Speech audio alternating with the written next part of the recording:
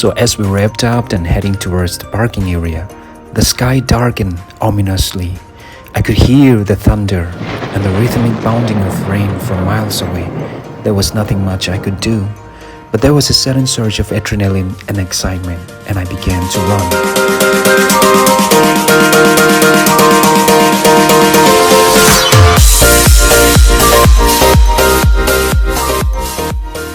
So now we are on our way to home, and due to incessant rain, we stopped by a mini stall to grab a cup of coffee.